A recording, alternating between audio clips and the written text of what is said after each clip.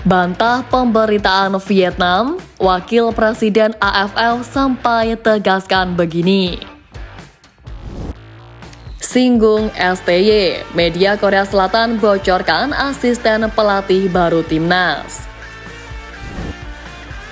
Cara PSSI hadapi kelicikan Cina buat Sintayong full senyum.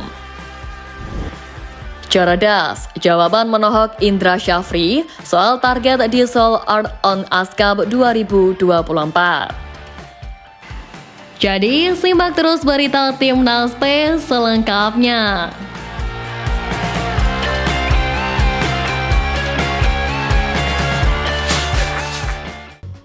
Bantah pemberitaan Vietnam, Wakil Presiden AFF sampai tegaskan begini.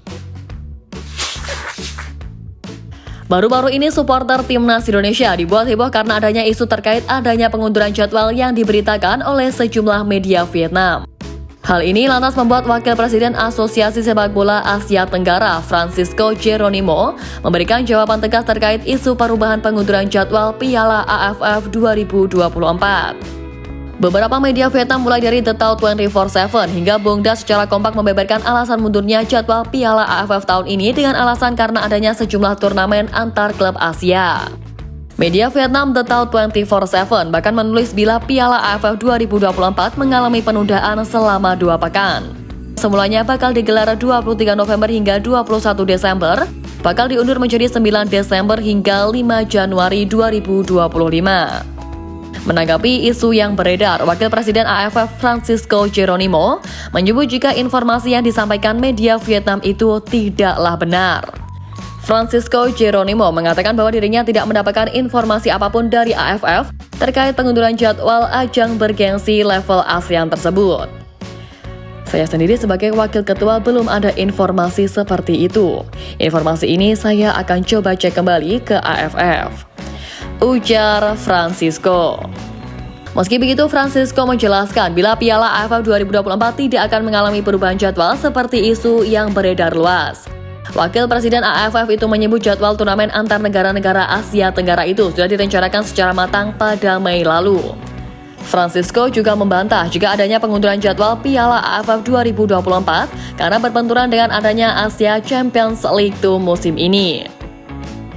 Terkait adanya perubahan jadwal Piala AFF 2024, PSSI hingga saat ini juga belum menginformasikan secara resmi soal isu tersebut.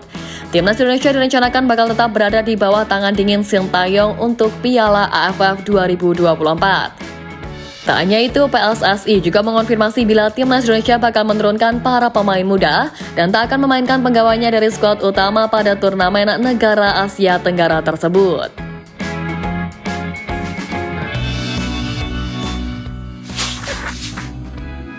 Singgung STY, media Korea Selatan bocorkan asisten pelatih baru timnas.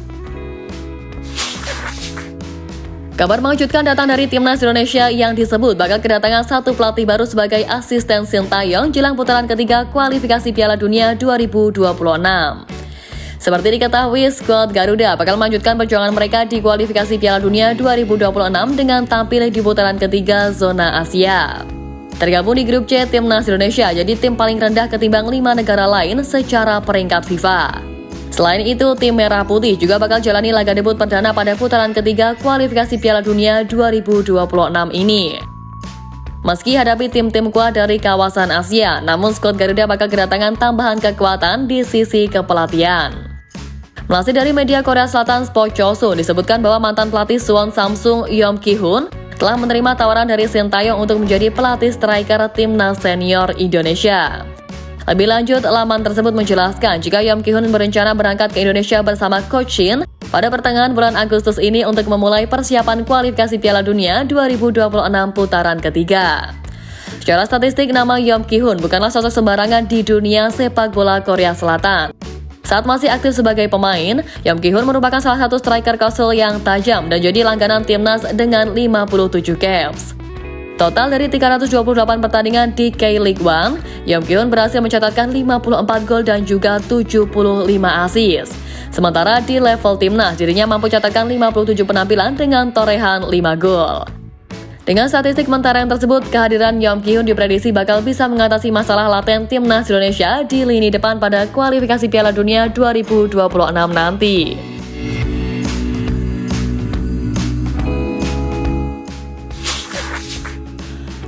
Cara PSSI hadapi kelicikan Cina buat Sintayong full senyum.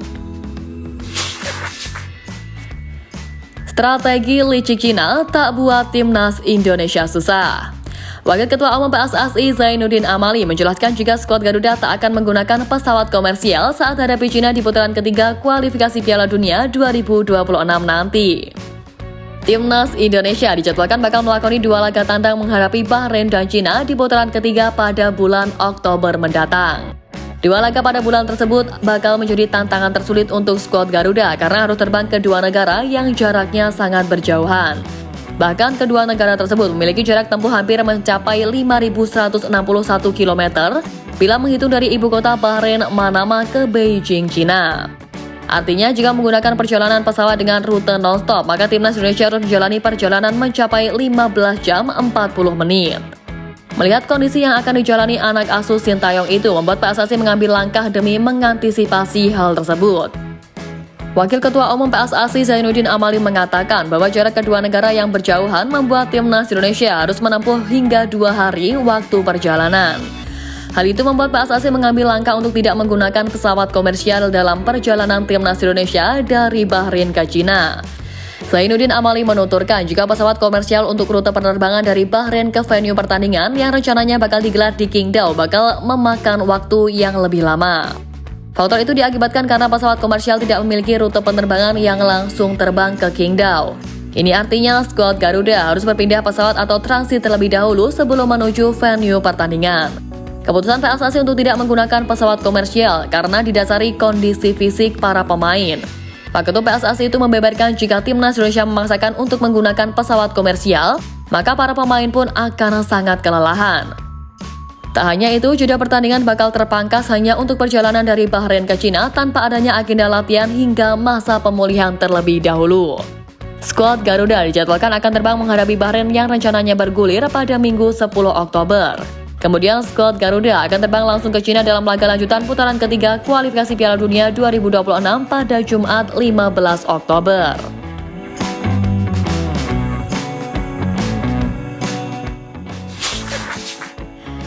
Cerdas, jawaban menohok Indra Syafri soal target di Seoul Art on Ice Cup 2024.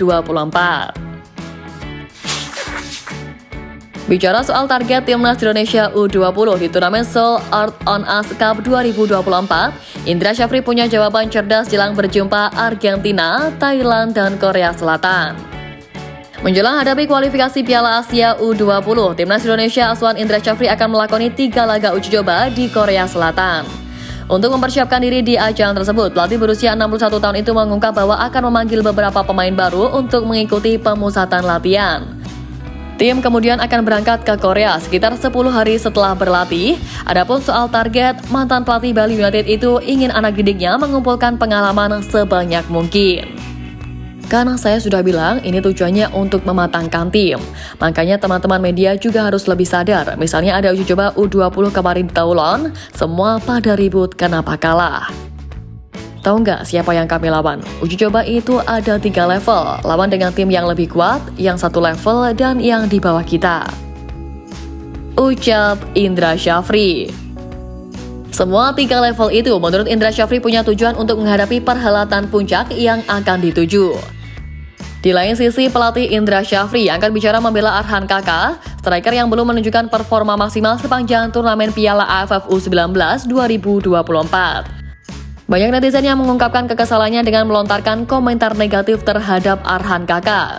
Indra Syafri meminta publik untuk tidak membuli Arhan Kaka, apalagi usianya yang masih sangat muda tentu akan berpengaruh terhadap mentalnya.